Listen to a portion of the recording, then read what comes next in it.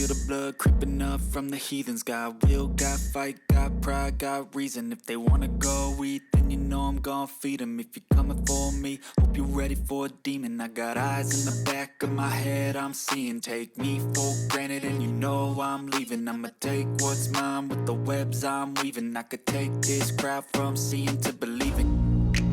I ain't gonna give up. Got too little time, I'ma live up. Head down, push forward through the tough times. Cause anything worth doing is a tough climb. And I ain't gonna give up. Got too little time, I'ma live up.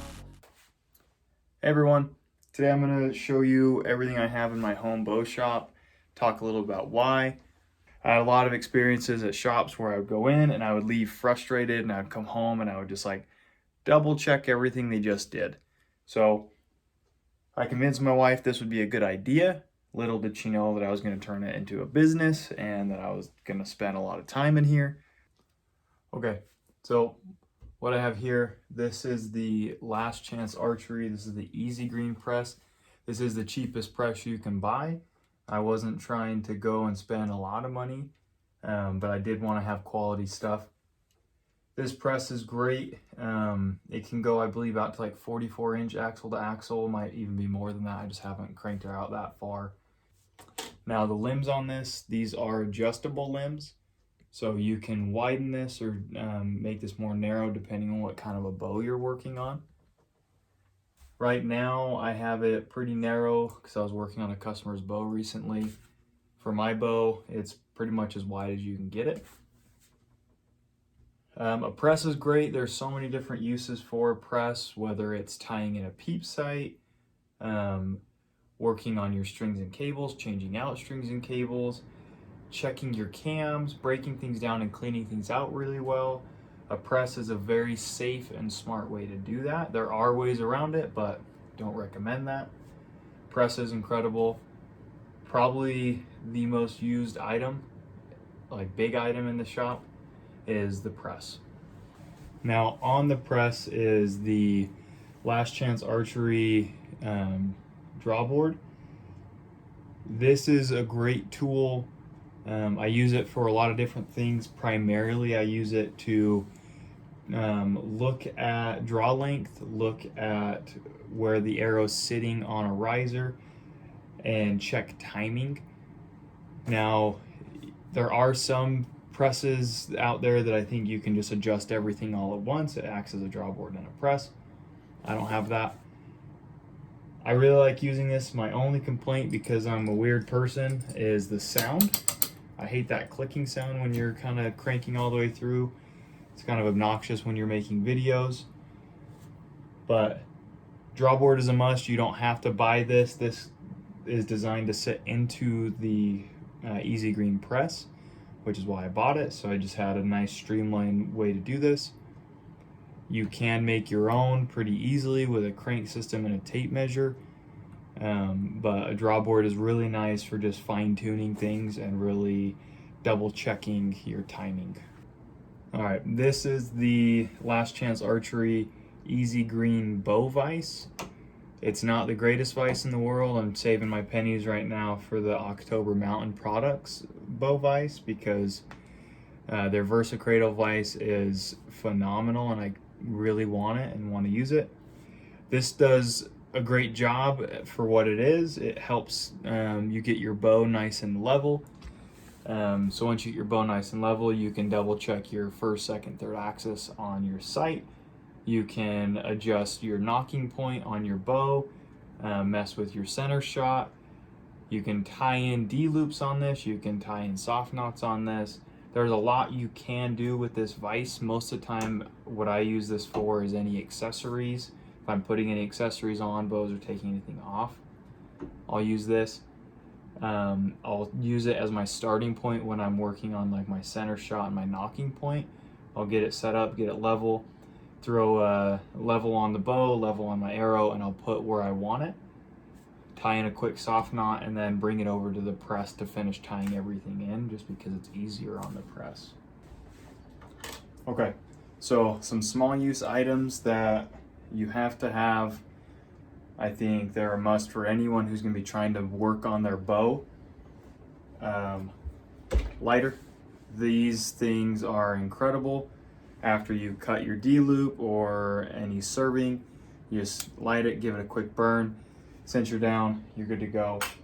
I like using razor blades when I'm cutting anything, but I'm very meticulous and careful that I'm not cutting strings or cables. You can use any type of knife.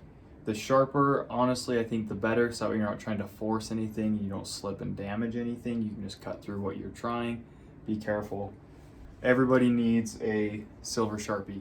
What you do with this after your bow is tuned and ready to go and you're dialed, you mark your cams with your cable so you know you're always in time. You mark your rest, your sight, anything that can possibly move, limb bolts, you mark it with a silver Sharpie. And that way, if anything happens while you're out hunting and anything comes out, you can see it quickly, you can identify the problem, and you can fix it in the field, or you can get to a shop and tell them this is what's wrong, and they can take care of you. Pliers, I have two different types of pliers. These are primarily used for my D-loops, or if I'm tying in something with serving, I'll use this to really crank down. These are Easton pliers. They do have that little notch there to help you with your D-loop tying in. They have a couple small spots for crimps for speed knocks. When I'm doing a D-loop though, these are what I use. These are the Viper Archery D-loop pliers. These are phenomenal. You crank your D-loop down as tight as you can and it's not going anywhere, it's not moving, it's not going to stretch anymore. That does the job for you. Those I think everyone should have at the very least a set of pliers so you can tie in your own D-loop. You don't need a press, you don't need a vise. All I did when I was doing this before I had my shop was just getting my bow propped up, tying everything in, and that includes after a peep sight's been placed, I can retie it and adjust the height on it as long as I'm not taking it on and off the string. This one I feel like is a no-brainer, but I have to talk about it. Allen wrenches. You can never have enough Allen wrenches. You lose them all the time, you misplace them, you forget where you put them in a bag and forget about it for a year. Buy a lot of Allen wrenches. I even have all of the T-handle style here in the back behind me. Those don't get used a lot unless I really need to crank down on something. Most of the time it's just the individual Allen keys or that tool. Tape measure. If you're ever at a shop and they don't grab a tape measure to check your bow, go to a new shop. One of the first things that a tune should have done for you is they should check your axle to axle to make sure it's up to date on factory specs. They should check your brace height to make sure that that's up to factory specs. Once they get things to factory spec or as close as possible, that's when you start messing with anything else. That's when you start yoke tuning, that's when you start doing cam lean, that's when you start messing with the bow to actually get it to tune properly. So tape measure is a must. You can use it for a lot of things. I use it when I'm cutting arrows, I use it when I'm tuning bows. Tape measures are great, super cheap. If you do end up with some of this stuff and you're going to start messing around with it, this is a little more expensive of a product, but this is a Last Chance Archery handheld scale. This is their HS3 scale.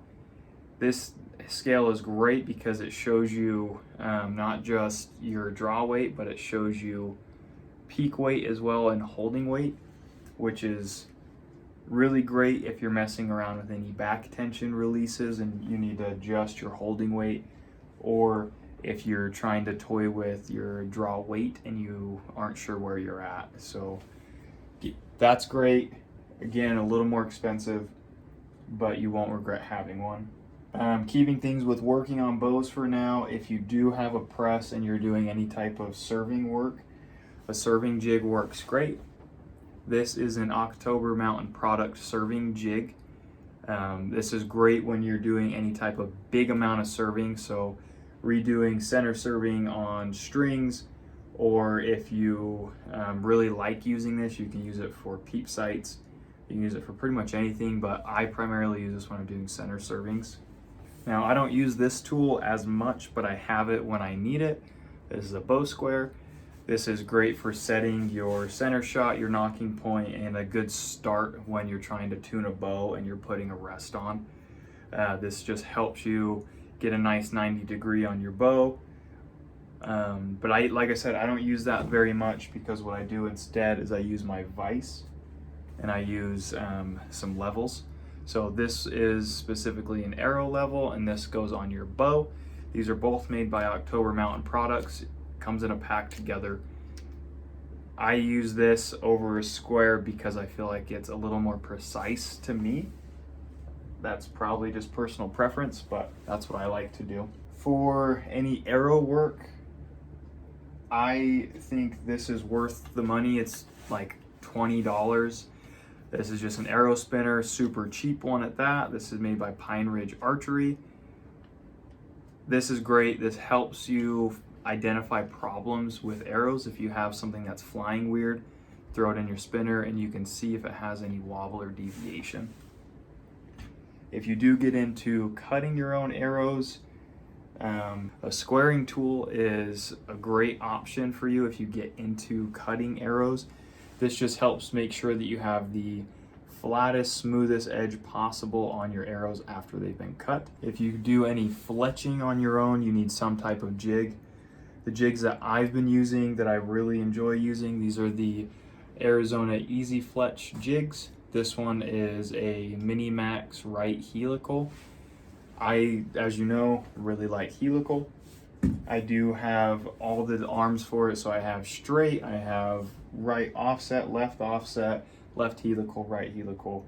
I can do every configuration possible with that, including 4-fletch. I like those, really easy to use, really easy to clean. But that's just what I've done in the past. This is a great tool for any type of shop owner to have, or any coach. This is just a shot trainer, so you can work on pulling through your shots, or you can work on learning a release without worrying about shooting your bow. Those are great for everybody. I think everyone should have a shot trainer, but you can make your own with a piece of string. You don't need to buy one. Now, these behind me, this is just a small amount of what I've got, so this is just a variation of things. Nocks, inserts, vanes, wraps, nose buttons, all sorts of things, nock tools, just a variety of things that just make sense to go into small cubbies like that. All right, another tool that I like to use, this is a grain scale. Some people call it an arrow scale, but I use it for pretty much everything that I'm building with. I double check all my insert weights, all my nock weights, all my vane weights, all my wrap weights, just to make sure I'm getting the most consistent arrows possible. Now, there are two more things that I don't have out to show you. One is a chronograph. That's really helpful if you have any type of sliding sight or adjustable sight. A chronograph helps you because you'll see your arrow speed, and most sights go off of arrow speed. There are some sites and apps you can use, like Archer's Advantage, Archer's Mark, things like that. That helps you create custom tapes. But a chronograph is a great thing just to know where you're at, and you can figure out like kinetic energy, momentum, things like that. I also have a paper tuner, which you have seen in a video, and if you didn't watch the video, I posted a video of me building a set of arrows from Pro Tracker Archery. They're a great company that we've been working with, makes phenomenal arrows. I'm really excited for those arrows this year. But I do have a paper tuner. I just made it myself with PVC pipe and some paper. Really easy, you don't need to buy anything fancy. Now, that's my shop setup. That's the tools I use. There are probably some things that I missed. If you've seen something in a video or a posting and you want to know what it was and I didn't speak about it, please leave a comment. If there's anything you want to see, if you want some how-to videos, I'm happy to show you some how-to videos on like tying a D-loop, why soft knots are important, how to tie in a peep sight, things like that. I'm happy to show you guys that. Just let us know what you want to see. As always, thank you so much for watching. If you're not subscribed, please subscribe. Please comment, tell your friends.